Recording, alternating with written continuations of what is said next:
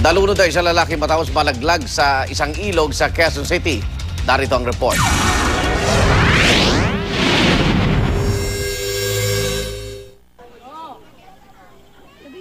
Nahulog sa bahaging ito ng ilog sa barangay Tatalon, Quezon City ang 54 na taong gulang na si Edgardo Palabio. Ayon sa kanyang kaanak, tawag ng kalikasan kaya raw napadpad ang biktima sa ilog. Dumiretso ito sa maburak at malalim na tubig.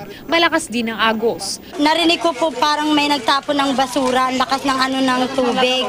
Tapos yung kapitbahay namin nagsisigaw, sabi niya, Ate Ida, yung tito mo nahulog.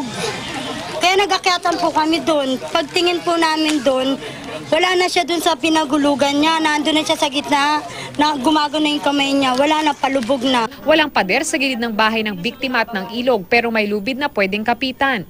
Yun nga lang malabo raw ang mata ng biktima dahil sa katarata kaya posibleng di raw nito nakita ang lubid. Hindi niya ma'am nahawakan yung lubid.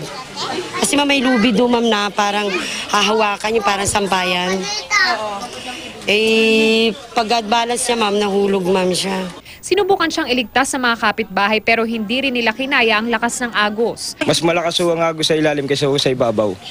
Tsaka yung tubig dyan, patusok ko yung parang pabi.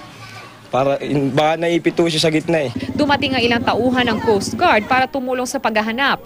Matapos ang ilang oras nakita ang biktimang wala ng buhay. Madali man nakuha kasi nasa ilalim siya, nakalapag siya sa ilalim. Labis ang panghihinayang ng kanyang mga kaanak dahil nakatakda na raw sana silang lumipat sa pabahay ng gobyerno para sa mga nakatirang malapit sa mga daluyan ng tubig. Para sa unang balita, Von Aquino reporting.